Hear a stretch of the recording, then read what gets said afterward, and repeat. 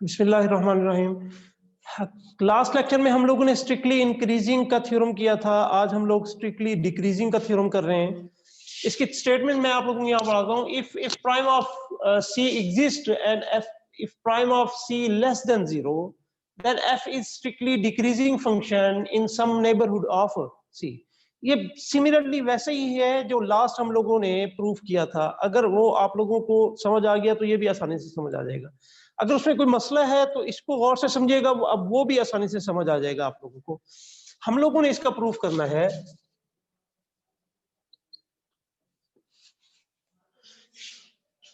जो चीज दी हुई है वो क्या है? Since f prime of c exist then by definition के डेरिवेटिव एग्जिस्ट करता है, तो f prime of c basically किसके इक्वल है? Limit h approach to 0 f of c plus h minus f of c divided by h। इसका मतलब ये है अगर डेरिवेटिव एग्जिस्ट करता है एट पॉइंट c के ऊपर, तो बाय डेफिनेशन ऑफ डिफरेंशिएबिलिटी हम लोगों ने उसकी वैल्यू लिख दी। लेकिन ये भी चीज है कि f प्राइम ऑफ c जो है वो लेस देन 0 है, तो इसका मतलब क्या हुआ कि limit h approach to 0 f of c plus h minus f of c divided by h भी लेस देन 0 है। अब यहां जो चीज मेंशन कर रहा हूं ये सबसे ज्यादा इंपॉर्टेंट पॉइंट है। As h approach to 0 negative और h approach to 0 positive, then f of c plus h minus f of c जो न्यूमरेटर है and h both have opposite sign।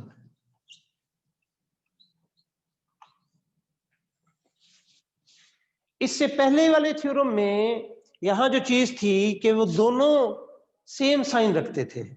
अगर ये सेम साइन रखते हैं, मिसाल के तौर पर ऊपर पॉजिटिव है नीचे पॉजिटिव है, तो ये ग्रेटर देन 0 हो जाएगा। अगर ऊपर नेगेटिव है नीचे नेगेटिव है, तो नेगेटिव नेगेटिव पॉजिटिव मिला करके बेटा इस दोबारा पॉजिटिव करेगा और ये ग्रेटर देन 0 हो जाएगा। अब एक ही सूरत हाल है कि ऊपर नेगेटिव हो या नीचे पॉजिटिव हो, या नीचे पॉजिटिव हो तो ऊपर नेगेटिव हो, उस सूरत में ही ये सिर्फ लेस देन 0 होगा, यानी कि नेगेटिव वैल्यू रखेगा।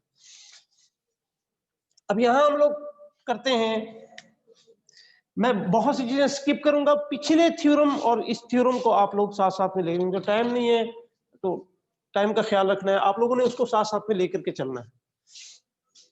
एज अब हम लोग ले रहे हैं h अप्रोच टू 0 नेगेटिव। इसका मतलब क्या हुआ? देन h जो है वो लेस देन 0 होगा। अगर h लेस देन 0 होगा तो इसका मतलब है h जो है, अगर ये 0 है, लेस देन 0 का मतलब है इस साइड पे, तो h यहां एग्जिस्ट करता है। मैं उसका डेल्टा नेबरहुड ले लेता हूं। 0 से डेल के दरमियान माइनस डेल के दरमियान कहीं जो है वो h लाई कर रहा है। देन h लेस देन अगर 0 है तो हमने यहाँ क्या कहा हुआ है कि ये दोनों अपोजिट साइन रखते हैं। अगर ये नेगेटिव 0 है तो इसका मतलब है इसको पॉजिटिव होना चाहिए। तो क्या होगा कि f of c plus h minus f of c greater than 0 होना चाहिए। मैं यहाँ दोबारा लिख लेता हूँ, h अगर लेस देन 0 हो then this implies that f of c plus h minus f of c greater than 0 होना चाहिए। अब मैंने कुछ नहीं किया, देखें इसमें c ऐड कर रहा हूं, c plus h less than c plus 0 which is equal to c। This implies that, अब ये वाली वैल्यू उस तरफ लेके जाऊंगा तो आपके पास है f of c plus h greater than f of c। दो वैल्यू ली c प्लस h और c इन सम नेबरहुड, अभी नेबरहुड मैंने यहां क्रिएट करना है, इन सब नेबरहुड ऑफ c।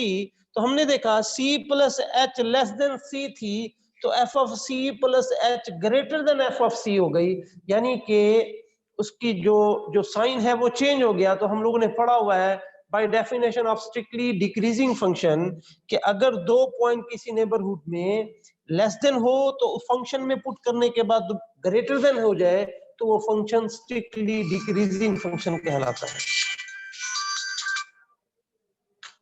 मैं यहाँ नेबरहुड बना रहा हूं, यहाँ यह खत्म हो गया हुआ है।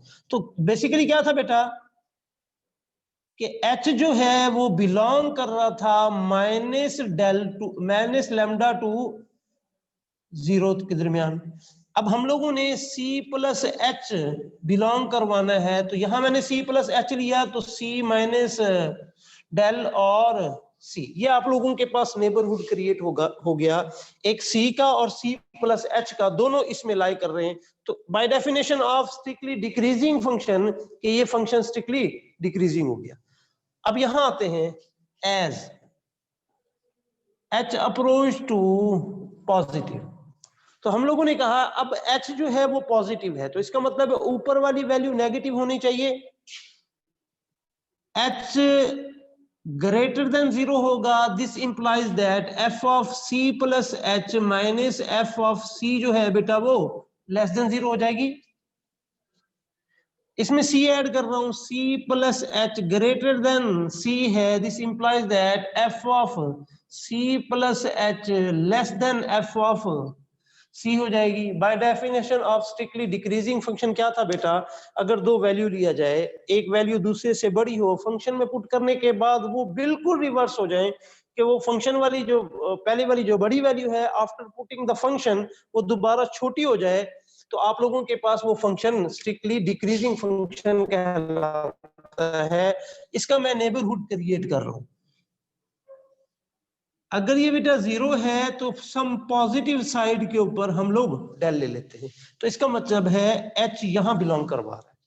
इसका मतलब है h बिलोंग कर रहा था 0 to del, c plus h belong करेगा 0 plus c which is equal to c और c प्लस डेल। तो हम लोगों ने देखा दोनों वैल्यू, एक तो c और दूसरी c प्लस एच c के सम नेबरहुड में बिलोंग कर रही है। कैसे कर रही है कि पहली वैल्यू दूसरी वैल्यू से बड़ी है और फंक्शन में पुट करने के बाद वो वैल्यू दूसरी वैल्यू से छोटी हो जाए, तो ऐसी फंक्शन को हम हमेशा क्या कहते हैं, स्ट्रिक्टली डिक्रीजिंग फंक्शन। और यहाँ हमारा थ्योरम यहाँ खत्म हुआ। आई डोंट थिंक सो कि अब आप लोगों को ये रिपीट करवाने की जरूरत है। अगर पीछे वाला अच्छे से समझ आ गया हुआ है तो इसको भी समझना आसान होगा। जी बताइएगा।